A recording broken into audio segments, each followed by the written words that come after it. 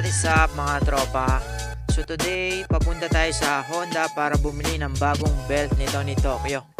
Nitong PCX natin.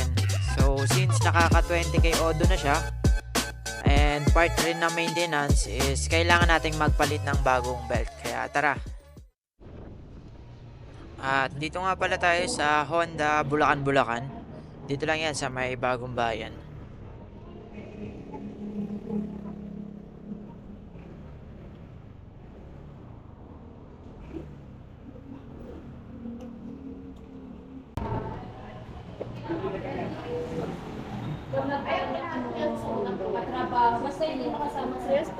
Belt po ng PCX 160. Magkano po? 755. Sige nga. Sinabihan kami namin yung pang ganun sa inodoro yung uso. Nagsumpong kami. Nagagalito kami. Kala ko hindi kami makakagraduate. Sila di sila na.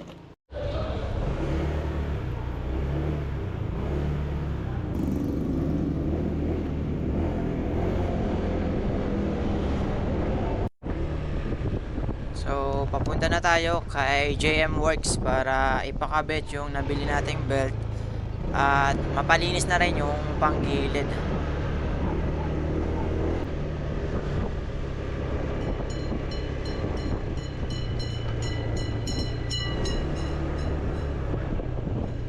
Ito, JM Moto Hub.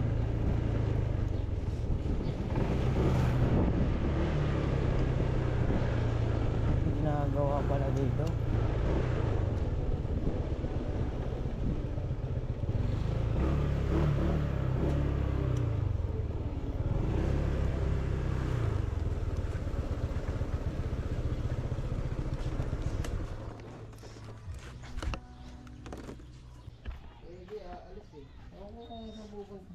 Linis ah. Lalapag ba yan? Naka-stock na dito.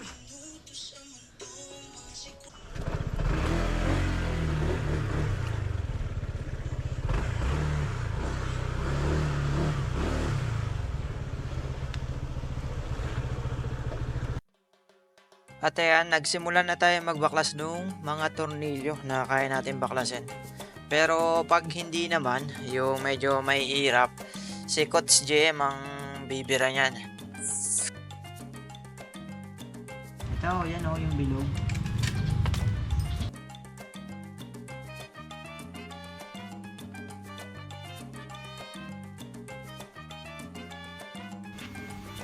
Marami wala na rito.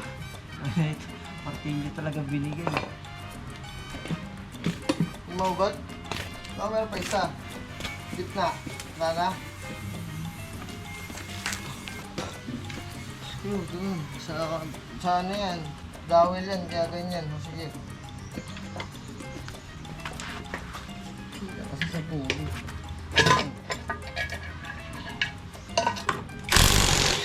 Samantalang dinaanan ko siya.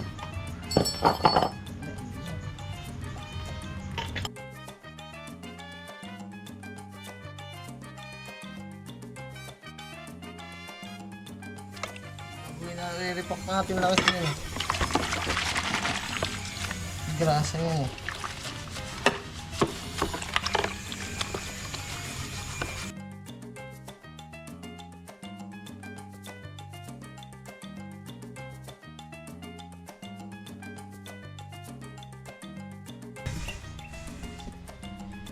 Baka 110 top speed niyan.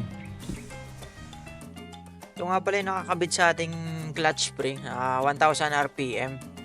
Kaya nagsuggest si Coach JM na palitan ng 1.2. Sakto may spare siya na RS8. Kaya ito na lang yung kinabit namin. So naka 1.2k RPM na clutch spring na tayo ngayon. At dahil nadaan tayo sa sales stock, ayun, pati yung center spring pinapalitan na rin ng 1.2k na RPM. Kaya ito, kukuha kami ngayon sa shop niya.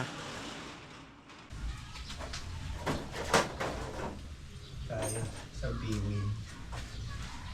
Mga caliper ka pa pala oh. Lagay mo. bibitawan.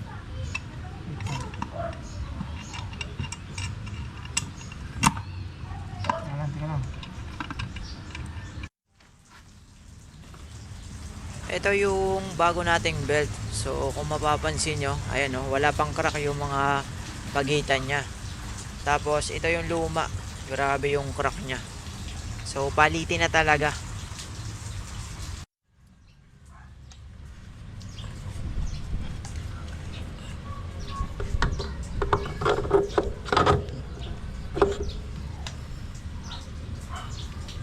Mabalik agad eh. Tangin eh. Luwag pa ng ano eh. Bago yung belt eh.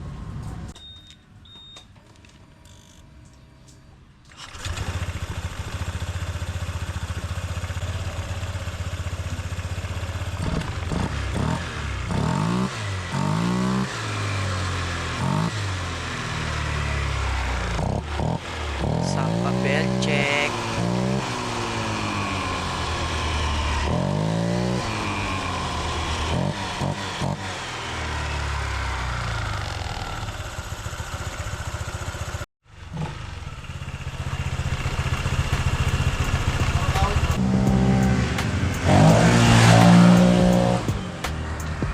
Oh, pinasport talaga eh.